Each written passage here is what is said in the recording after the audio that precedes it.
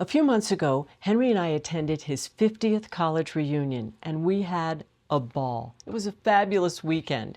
Henry reconnected with his classmates, and I met many of his friends for the first time. It was super fun, lots of catching up and lots of stories.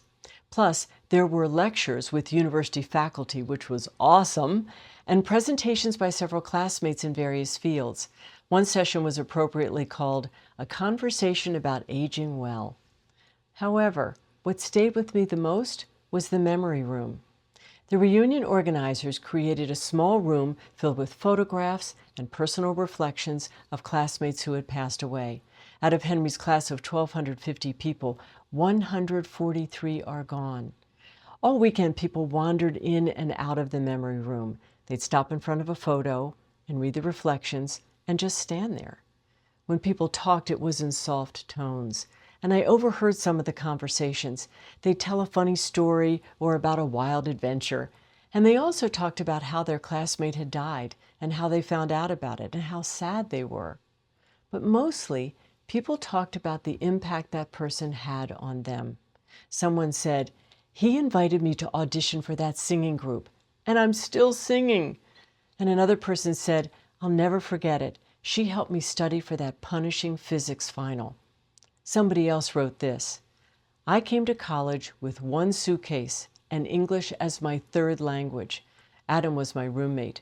He knew I was overwhelmed and scared and homesick, and he helped me every day. And we were just 18 years old. And all these years later, he is still the kindest man I've ever known." That sentiment was the through line in the memory room, either in a conversation or on a blue sticky note where people added their own thoughts. They expressed the way the person who had died made them feel or had an impact on them. He was so generous, or she was so loyal, or they were so funny, or they inspired me or motivated me or challenged me. Or they even introduced me.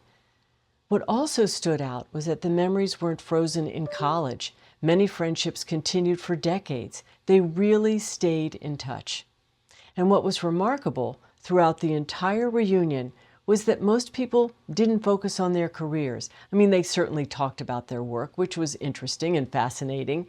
And they kindly asked me about the Confidence Project, which I appreciated because I'm not a classmate. But people didn't brag about their careers or their awards or their accomplishments. Instead, they talked about their children and their grandchildren and our world and what it means to be an elder and the inevitable ups and downs of life, and what they admire about each other, and especially those classmates honored in the memory room.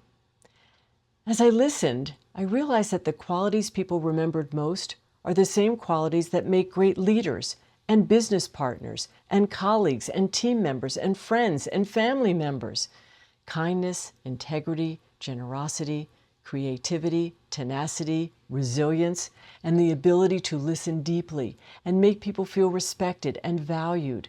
Qualities that may never appear on a LinkedIn profile, or on a resume, or in an obituary. There is no substitute for being a good and decent person. That is what will get all of us into the memory room. Thank you for watching.